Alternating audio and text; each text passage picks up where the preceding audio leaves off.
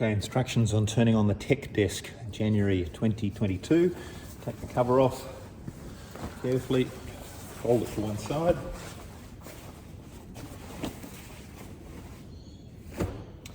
Now the first thing to do is to turn on the equipment using this panel here. You'll see when it says on, turn it on from left to right.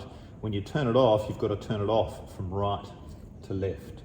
So turning on, 1, 2, 3.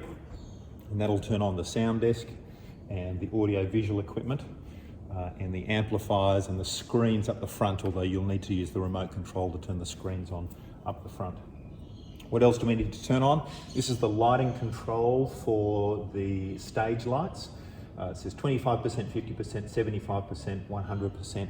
Just start with 25% and that will warm up the globes for the stage lighting.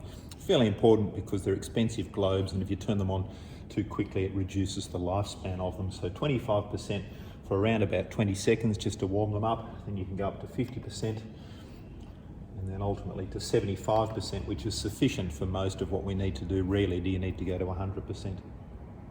Then you need to turn on this live streaming computer here, which is the button on the very bottom right hand corner there. If it's not lit up, it means it's not turned on. If it is lit up, it means it's turned on, but it's just in standby, so you probably just need to use the mouse to wake it up from standby. I can see it's not turned on here, so I'll press that one on. You'll see the light comes on down the bottom there. And while I'm there, I can also turn on the PowerPoint computer, which is this laptop here. Open the lid, push the on button, and they'll both take a little bit of time to warm up until they're ready to go live. This laptop here, once it's open and ready, you can then put in the PIN number, which is the postcode 2060, 2060, and it opens it up. Once we've opened up that laptop there, Alice typically puts on the desktop the services for this coming Sunday. So I'm going to select Holy Communion for the 2nd of January 2022. That's that one there. I'm going to open up that PowerPoint display by clicking on it there. And that opens it up in the editor version of the PowerPoint. If you need to edit anything in the PowerPoint, you can edit that in the editor version. And when you want to go live to actually play the PowerPoint, you need to play it using the slideshow button at the top there, but hopefully you know about PowerPoint and how to make that work effectively. Meanwhile, you can see you've got camera number 1 here as a preview, camera number 2 as a preview. Input number 3 is the PowerPoint laptop input. Now each of those inputs is controlled by this desk here, 1, 2 and 3, 1, 2, 3. And that determines what's going out on the live stream and what's going to happen on the screens. This screen here is what's happening on the live stream, so you can check that on this screen here. So you can change it from the moment it's on camera 2, or push camera 1, you can see that's the camera 1 angle now, the camera 2 angle, and then when we turn on the PowerPoint, run the PowerPoint show, that'll be input 3. In fact, we can run that now. So if I go to slideshow and play from the beginning, then we'll have that come up here. Okay. So what I've noticed now already is that we've got an issue, and this is an important one to be able to see. At the moment, we don't have anything coming through to input 3, even though this PowerPoint show is running. So it means it hasn't recognized this laptop coming into this system here. It's a simple fix. If we go out of the slideshow, so we'll push escape to go back into the editor mode, then you need to unplug the HDMI cable, which is this thin cable that's here. You can see that. Let me just rotate that around a little bit. Okay, it's the thin cable on the side here with the silver top. If we unplug that, wait 5 seconds or so, and then plug that back in, you'll see it flash briefly. And now this light here has gone to a white light, which says that there's an input into it. So once we've done that, we can then replay from the beginning. And you'll see that we've got the control version here, and then we've got, you can see input 3's come up on this input here. And then we can scroll through to whatever we want on the screen.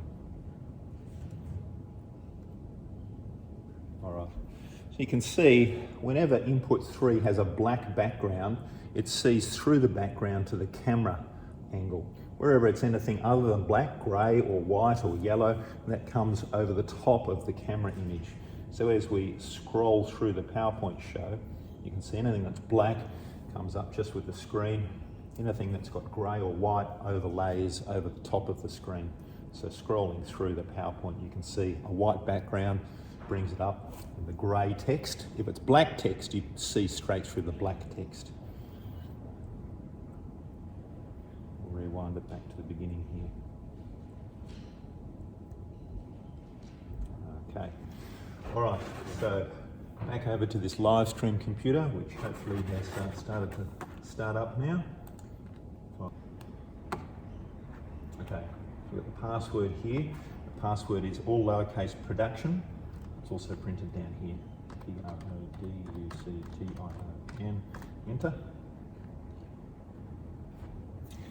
Now when this starts up, it should start up straight away with the software that we need to live stream it. Firstly, YouTube Studio should start up on the left-hand side, and on the right-hand side, a program called OBS, which is what runs our live stream system. So you can see they're both starting up at the moment. They do take about 10 minutes or so for them to start up, so make sure you start them up in good time. So over here on the sound desk, if I go down here, you should be able to see what's happening there on the sound desk. Oops. You've got the master output, which always needs to be up to 0, and then all of these faders are the different microphone channels. So channel 1, 2, 3 is the lectern. It says lead desk on it, so that needs to be up to 0, and that way the microphone on the lectern is going to be operational. Likewise here, channel 10, I'll relabel this, it says bass at the moment, but it's actually the organ. That can come up so that we can hear the organ. And likewise HDMI AV, which is channel 15, is the PowerPoint computer if there's any videos that are happening inside the PowerPoint, so that can come up to the 0 mark as well. So that's all set then to be able to do a 10 o'clock service, ready there for anyone to be able to do that. And then you can check those microphones. So while that's starting up, I'll take you up to have a look at how to turn those screens on, and then we'll come back and show you starting up the live stream computer. So if I can pause.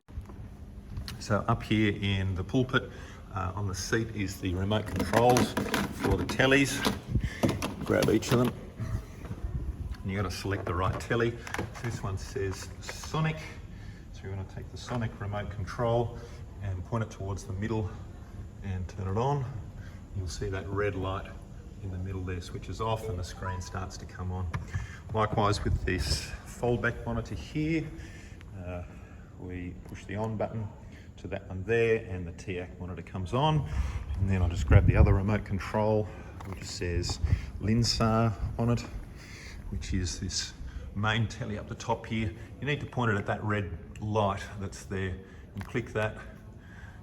That goes off and the Linsar screen comes on. So each of those takes a little bit to start up, the main screens on both sides, and also this front screen here. Now as it starts up, it might say no signal on both of those. If it fails to come up with a picture, then this is what you need to know, and this is good that this has done this so I can show you. Down here beside the chair is a little video splitter, and sometimes that doesn't start up properly. What you need to do is turn it off using this front button at the front here. Switch it off. 1, 2, 3, 4, 5, and then turn it back on again. It will start up, and then we should see these screens come up with the signal coming into them.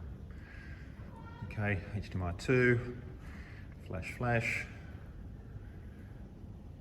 Okay, and there's the signal on that one, and the signal's now come up on that one as well. And over here on this one only displays what's coming out of the PowerPoint computer. It doesn't display the cameras, it just shows the words and the subtitles, so no camera view on that one there. Okay, while we're here, we'll just check this microphone. Hey, 2, 2. All right, that's operational there.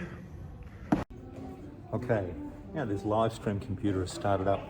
we can see here that we've got the video image that's happening inside the church, and that's dependent on what I've got this switch to. If I switch it to camera 1, you can see that changes the angle on camera 2. So that's what's going to go out on live stream. And we've got audio coming into the computer. It's important that this audio level stays on the upper end of the green and into the yellow, but not into the red. If it goes into the red, that's going to start distorting. So we just need to watch that. You can control the master volume here on what's going on inside the live stream. Here we've got it set up on the YouTube studio. I'll just expand that. You can see at the moment the title is incorrect. Every morning we start up, actually probably, yep, every morning we start up, we need to change that title every service. So we click edit, we're going to change that to 10 a.m.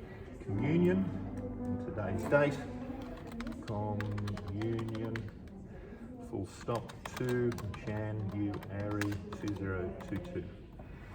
We're going to save that, and then you can see the title is ready to go there at the right communion service. Here it's saying connect streaming software to go live, so it's ready to go live now. It's just waiting for a signal to come in from our computer, the OBS system. So I'm going to tile that again.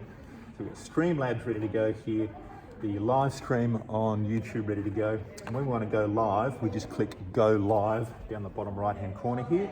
And then in about 30 seconds time or a minute's time, it'll pop up in YouTube Studio, which is online, and that shows you that it's actually operational and all working there online. So you're ready to go with the PowerPoint then, and the live stream, and the camera angles, and then the sound desk over the other side.